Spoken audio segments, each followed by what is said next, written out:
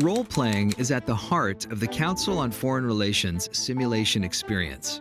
Students really put themselves in policymakers' shoes, building communication and critical thinking skills through an active learning experience that leaves them with a lasting understanding of important international issues. Preparation is essential for a successful role-play. In the days leading up to the simulation, students receive their assigned role and review background materials on the decision-making body they're simulating and the international issue they'll be debating. Educators should also be prepared with a plan for the role-play. Simulations are flexible activities at their core and offer a variety of effective approaches, so it's up to each instructor to figure out which approach best fits their group of learners. That said, here are the ways we'd suggest approaching the role-play. Before the role-play begins, it's helpful to provide each participant with a placard or sign identifying the role they'll play. It's also a good idea to briefly review the simulation's decision point and lay out how the role-play will proceed, and be clear about the goals the role-play aims to achieve. Different simulations simulate different policymaking bodies, each with its own way of operating, but the goal of any simulation is to make a decision. Once you're ready to start the role-play, open with each participant introducing their role and initial position on the decision. They would be addressing their remarks to the head of the policymaking body, who could be the instructor themselves or another participant. We encourage the head of the body to ask questions to help clarify initial positions. In the second round, the participants will actively debate and deliberate about their positions. Ideally, the conversation between participants should be free-flowing, though the instructor or head of the policymaking body can ask questions to help guide the conversation, ensuring that everyone has a chance to participate and that each perspective is well covered. Here are some questions we find helpful. What specific steps would that policy involve? Who would support or oppose the option?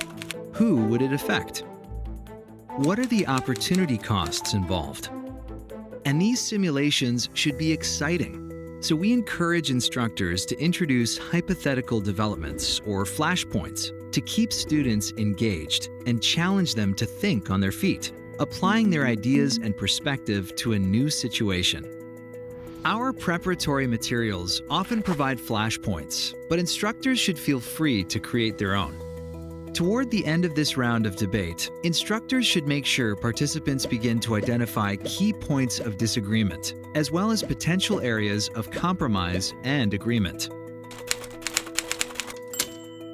In the third round, instructors should start by reminding participants the goals that their discussion is meant to achieve, either coalescing around one or two recommendations, a vote to select a particular policy, or some other final deliverable. The head of the policymaking body should then guide the discussion toward those ends, helping the participants narrow their options to discrete proposals. Here are some helpful questions the head of the policymaking body might ask. I'm leaning towards doing X. Why should or shouldn't I? Element Y is really important to me, and I've decided any response should include it. Given that, how should we proceed?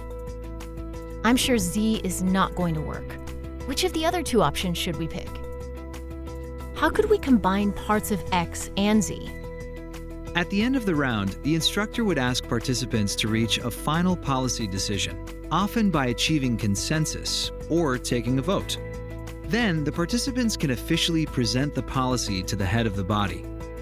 In some simulations, instructors could prompt the head of the body to accept or reject the delivered policy, explaining their decision to the participants.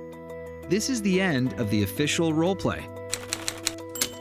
These 3 rounds can be performed all in one gathering or split across multiple days. Either way, once the role-play is complete, students should reflect on the experience to consolidate their learning. We provide some reflection questions, but encourage participants to write up their recollection of how the deliberation illuminated key points about the different policies and how they may have gained some insight into the policy-making process. This will help cement the experience in participants' memories and make their understanding of the issue more durable. There are many ways to run a role play.